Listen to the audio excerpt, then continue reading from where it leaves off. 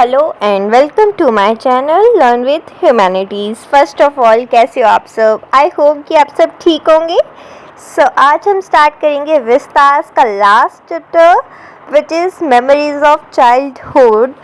अच्छा, इसमें ना दो स्टोरीज़ हैं। The first one is the cutting of my long hair. इसे लिखा है ज़ितकाला शाह ने। एंड जो सेकेंड स्टोरी है इस चैप्टर के अंदर वो है we too are human beings. इनकी राइटर है बामा। इस वीडियो के थ्रू हम the cutting of my long hair cover करेंगे। एंड जो सेकंड है we too are human beings जिसकी ऑथर बामा है, वो मैं उस पर सेकंड वीडियो अलग से बनाऊंगी। चलिए तो स्टार्ट करते हैं आज का आपका द मेमोरीज ऑफ चाइल्डहुड का part first which is the cutting of my long hair. इनकी ऑथर है ज़ितकाला शाह। अच्छा, इन दोनों राइटर्स की एक कॉमन चीज़ है इन स्टोरीज़ में कि इन दोनों ने ही अपनी ऑटोबायोग्राफी लिखी है। मतलब जो इनके साथ इंसिडेंट्स हुआ है, इन्होंने उसी के बारे में स्टोरीज़ लिखी हैं। और दोनों ही जो राइटर्स हैं ना, वो मार्जिनलाइज्ड कम्युनिटी से बिलोंग करती हैं। दैट मीन्स कि वो बैकवर्ड कम्युनिटी से बिलोंग करती हैं। बेसिकली ये जो कम्युनिटीज़ होती हैं ना, ये मेन स्ट्रीम कल्चर से बहुत दूर होती हैं। बेसिकली स्टोरी में यही उन्होंने बताया है कि उनके साथ कैसे भेदभाव होता था और उन्होंने अपने चाइल्डहुड में क्या क्या एक्सपीरियंस करा है। अब इसकी तो जो फर्स्ट स्टोरी है ना, जैसे कि मैंने आपको पहले ही बताया, the cutting of my long hairs, तो इनकी राइटर है ज़ितकाला शाह। इनका पूरा नाम है, मतलब इनका जो मेन नाम था वो था गेटरूड सीमन बॉनी। इसकी प्रोनाउंसिएशन चेक कर लेना, maybe I am wrong. So इनका बॉर्न हुआ था 1876 में। ये एक नेटिव अमेरिकन वुमेन थी। मतलब जो इनके पेरेंट्स थे वो तो इंडिया के थे, बट इनका जो बर्थ था वो अमेरिका में हुआ था। इन्होंने बचपन में बहुत ज़्यादा स्ट्रगल, बहुत ज़्यादा भेदभाव इन्होंने फेस किया था। 1900 के टाइम पर इन्होंने बहुत ज़्यादा आर्टिकल्स पब्लिश करना स्टार्ट कर दिया। कार्जाइल इंडियन स्कूल को क्रिटिसाइज करते हुए और डोगमा को भी उन्होंने क्रिटिसाइज किया था, क्योंकि वो एक बिलीव था जिसमें एक इंसान को कोई भी क्रूशियल राइट नहीं था जिसमें वो कोई क्वेश्चन कर सकता है। बिलीफ में एक पर्टिकुलर इंसान को कोई ओपिनियन मैटर नहीं करता था। डेट्स वाई उन्होंने उसे क्रिटिसाइज किया था और इसलिए उन्होंने अपने पूरी लाइफ जो है अब सिर्फ फाइट किया है ऑपरेशन के खिलाफ। डेट मीन्स हरासमेंट के खिलाफ, दबाव के खिलाफ, फोर्सिंग के खिलाफ। चलो अब स्टोरी स्टार्ट करते हैं। ये तो ऑथर की कुछ इंट्रो था। चैप्टर कुछ यूँ स्टार्ट हो रहा है। वो कह रही हैं, ये मेरा पहला दिन था। यहाँ पे ऑथर लैंड ऑफ एप्पल्स बोलकर स्कूल को डिनोट कर रही हैं, प्रेजेंट कर रही हैं। और जो ग्राउंड था ना, वो पूरा स्नो से भरा हुआ था। और वहाँ पे जो इवन ट्रीज थे ना, उस पर मतलब बिल्कुल भी फ्रूट्स नहीं थे। वो ऐसे ही था जैसे आप पिक्चर में देख रहे होंगे। कोई फ्रूट्स नहीं, कोई कुछ नहीं, वो ऐसे बंजार सा था। तभी जोर से बेल रैंक की आवाज़ आती है। वो बेल रैंक बेसिकली ब्रेकफास्ट के लिए था। बहुत ही ज़्यादा मेटालिक साउंड थी वो, जो कि बेल ब्राइब से आ रही थी। और वो आवाज़ बहुत लाउड थी। ऐसे लग रहा था कि हमारे कान फट जाएंगे। फिर वो कहती हैं कि वहाँ पे एक बस बेल की साउंड नहीं थी, बहुत सारी रफ साउंड थी आपस में मिलकर। ऐसे मतलब कान में ना ऐसे अजीब सा लग रहा था। और लोग जो जूतों से फर्श पे चल रहे थे ना, वो बहुत इरिटेटिंग सी साउंड थी। और इतना सब कम नहीं था, जो बच्चे थे वो अपने मदर टंग में मरमर करना स्टार्ट होते हैं। वो भी मेरे कानों को ऐसे बहुत इरिटेट से कर रहे थे। देखो, एक्चुअल में वो लोग इंग्लिश में बात कर रहे थे और ऑथर को जो इंग्लिश नहीं आती थी, डेट्स वाई उनको इरिटेटिंग सी लग रही थी वो चीज़। ऑथर की जो स्पिरिट थी ना, उनकी जो आत्मा थी, वो अपने आप को पाने के लिए, मतलब फ्रीडम को पाने के लिए बहुत स्ट्रगल कर रही थी। वो कह रही हैं कि फ्रीडम जो है ना यहाँ पे, उसका बहुत ही यूजलेस था, क्योंकि जब वो अपने घर पे थी ना, उन्हें कोई रोकने टोकने वाला नहीं था। पर यहाँ पे आके वैसे पागल सी हो गई हैं और यहाँ पे तो फ्रीडम है ही नहीं उनकी, है ना। वो कहती हैं कि एक पेल फेस वुमेन, मतलब जिसके फेस पे कोई एक्सप्रेशन नहीं था, उसके वाइट हेयर्स थे, वो हमारे पास आती हैं। सारी लड़कियों को लाइन में खड़े होने के लिए बोलती हैं और उसके बाद मार्च करवा के हम सबको डाइनिंग रूम की तरफ ले जाती हैं। उस स्कूल में दूसरी इंडियन गर्ल्स भी थी, लेकिन उन्होंने बहुत ज़्यादा टाइट जूते और टाइट कपड़े पहने हुए थे। उस स्कूल में जो छोटी लड़कियां थी ना, उन्होंने स्लीव्ड एप्रन पहन के रखा था। सबसे अजीब तो उनके सिंगल्ड हेयर थे। सिंगल्ड हेयर आप स्क्रीन पर देख सकते हो, बहुत छोटा होता है, ऐसे कर्ली कर्ली सा होता है ना। आई थिंक कि उन्होंने जूते नहीं, उन्होंने मोकैसन्स पहन रखे थे, जो कि बेली टाइप होती हैं, लड़कियों को पता होगा। ज़्यादा आवाज़ नहीं होती है, मैं यहाँ पे स्क्रीन पे शो कर दूँगी, आप वो भी देख लेना। कहती हैं उन्होंने अपने आप पे एक ब्लैंकेट ओढ़ा हुआ था पर स्कूल वालों ने उनसे छीन लिया था। ऑब्वियस सी बात है, स्कूल में अगर हम ब्लैंकेट ओढ़ के जाएंगे तो ले ही लेंगे ना हमसे। फिर वो कहती हैं जो दूसरी इंडियन गर्ल्स हैं इन्हें कोई फ़र्क नहीं पड़ता है इन्होंने कैसे कपड़े पहने हैं। ये जो इंडियन गर्ल्स हैं तो मुझसे भी ख़राब मतलब ड्रेस्ड है ना। फिर वो कहती हैं कि हम लोग मार्च करते हुए डाइनिंग रूम की तरफ जा रहे थे, तभी अपोजिट डायरेक्शन में एक रूम खुलता है, सॉरी एक दरवाज़ा खुलता है और वहाँ से 3 ब्रेव लड़के एंटर करते हैं।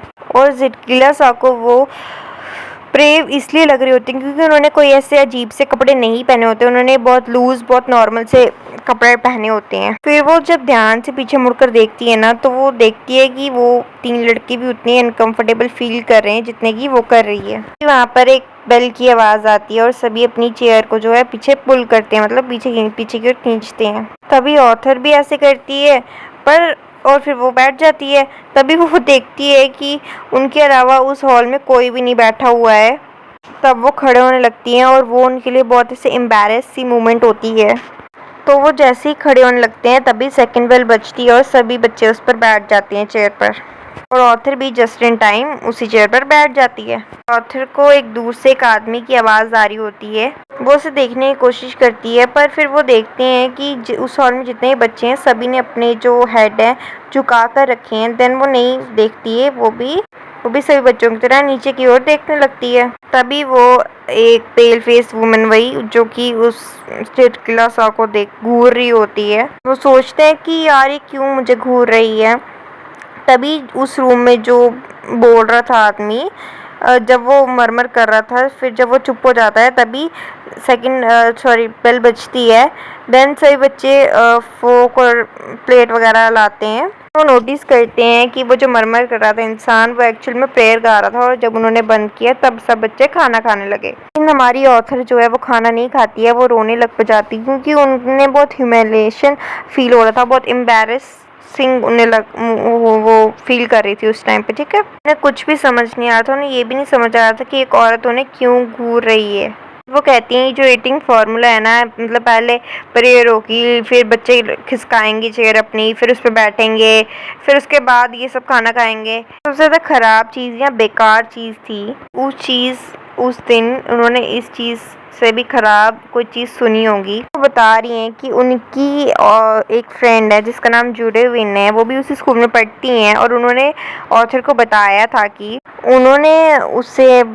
हमारी ऑथर को कि वो जो पेल फेस वुमन है ना वो बात कर रही थी कि आज हम सभी लड़कियों के जो लॉन्ग हेयर है ना उन्हें काटा जाएगा। Pale face woman talking about the cutting of और लॉन्ग हैवी हेयर्स।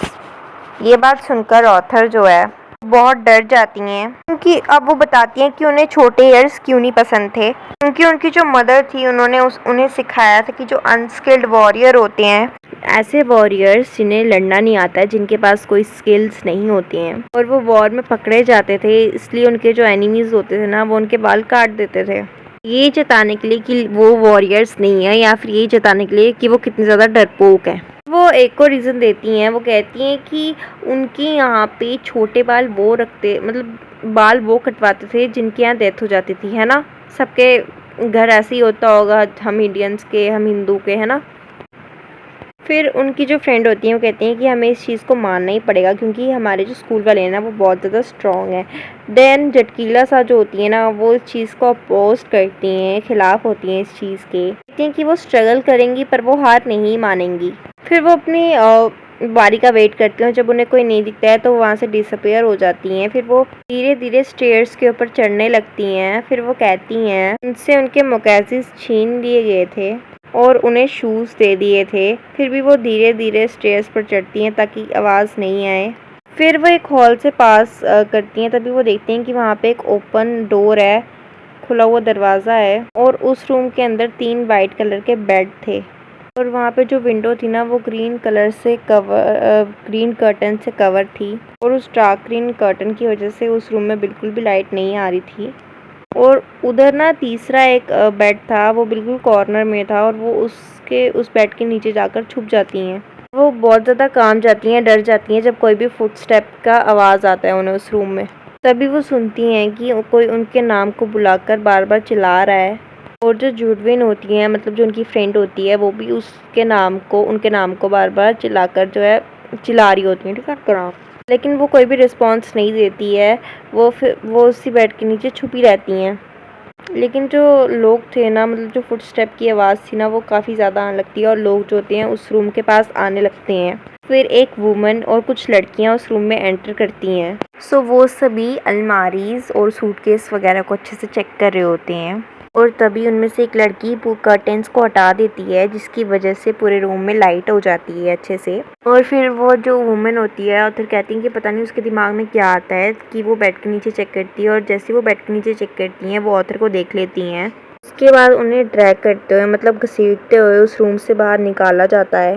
फिर वो कहती है, हाँ मैंने भी रेजिस्ट करा बाय किकिंग एंड स्क्रैचिंग, मतलब कि हाँ मैंने भी उन्हें लात मारा और स्क्रैच करा, लेकिन फिर भी अपने आप को नहीं बचा पाती हैं। उन्हें वहाँ से उठाकर नीचे डाउनस्टेयर्स की तरफ ले जाया जाता है और उन्हें एक चेयर से बांध दिया जाता है। वो बहुत ज़ोर ज़ोर से रोने लगती हैं और मैं अपने सिर को पकड़ लेती हूँ, पर जो कोल्ड सीजर थी ना, उसमें अपने नेक के पास फील कर पा रही थी। वो हिम्मत हार जाती हैं और मतलब वैसे प्रोटेस्ट करना बंद कर देती हैं, क्योंकि ऑलरेडी उनकी एक छोटी जो है वो काट दी होती थी उन्होंने। ऐसा लग रहा था कि उन्होंने अपनी आत्मा को जो है खो दिया है। और जब से वो अपनी माँ से दूर आई है ना, लोग उन्हें स्टेयर करते हैं, लोग उन्हें घूरते हैं। उन्हें एकदम पपेट की तरह इधर से उधर टॉस किया जाता है। और इतना कम था कि अब मेरे बाल भी इन्होंने काट दिए, मुझे कॉवर्ड बना दिया है। मतलब कि जैसे डरपोकों के बाल होते हैं, वैसे मुझे बना दिया है इन्होंने अब छोटे से बाल। आई मोर्न फॉर माई मदर। अपनी मम्मी के लिए बहुत रोती थी, पर कोई भी मुझे कंफर्ट नहीं देता था। मतलब यार ऑब्वियस ही बात है कि हम भी जब कभी बहुत ज़्यादा ऐसे रोएं तो हमें कोई भी नहीं समझे तो कैसा फील होगा, है ना। हालांकि जब हम ग्रो अप होते हैं तो हमें पता चल जाता है कि यार ज़िंदगी की सच्चाई तो यही है।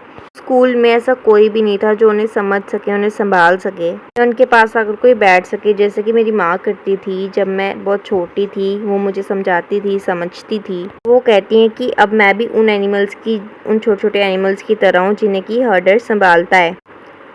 और जो ये स्कूल वाले हैं, जैसे कि उन्हें इस तरीके के मतलब ट्रेनिंग दे रहे हैं, चाहे इसके बीच उन्हें मारना पड़े उन्हें या कुछ भी करने लगे, ठीक है। तो इस तरह से ये चैप्टर जो है ख़त्म होता है। आई होप कि इसकी एक्सप्लेनेशन आपको समझ आई होगी। And thanks for watching. इस वीडियो को लाइक कर देना, सब्सक्राइब कर देना एंड शेयर कर देना विद योर फ्रेंड्स।